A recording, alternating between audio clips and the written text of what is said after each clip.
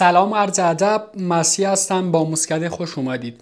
با یک ویدیوی آموزشی کاربردی دیگه در خدمت شما هستم. قراره که در این ویدیو بهتون آموزش بدم که چجوری NFT هایی که در کیف پول بیتگت دارید رو ببینید. خب بریم سراغ آموزشمون.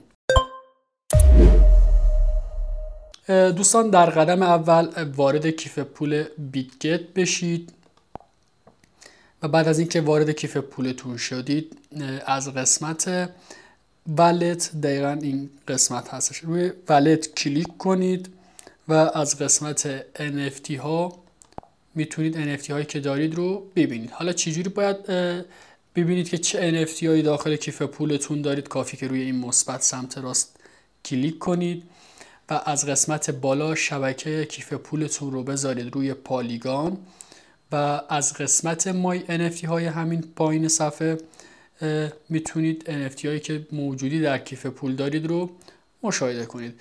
من یک آیتم در حال حاضر از کالکشن خیام دارم و یه اسکرول میکنم میام پایین، میبینید که 10 تا آیتم از کالکشن نیک پلاس دارم. حالا کافیه که این نیک پلاس رو من به کیف پولم اضافه کنم و از اونجا NFT هایی که دارم رو ببینم.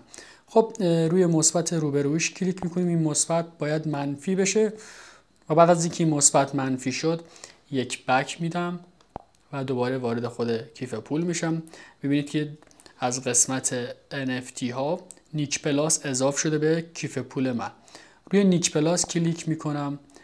خودش پیشفرض گزینش روی مای آیتم هست. اینجا تمام آیتم هایی که مال من هستش رو میتونم ببینم.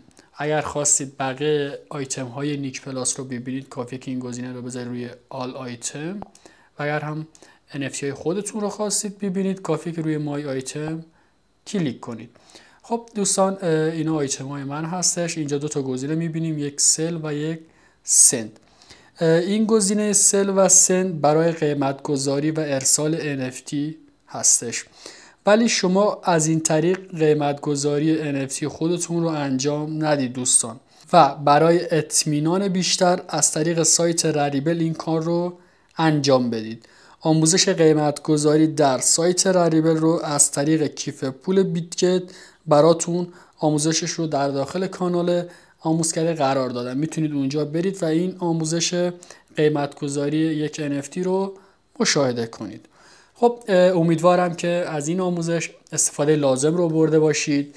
اگر از این نوع تولید محتوا خوشتون اومد مثل همیشه ما رو با لایکتون حمایت کنید، کانال آموزکده رو هم سابسکرایب کنید و علامت زنگوله رو هم فعال کنید که به محض اینکه ویدیوی آموزشی جدیدی در کانال آپلود کردیم مطلع بشید. ممنونم که تا پایان ویدیو با من همراه بودید. تا درود دیگر، بدرود.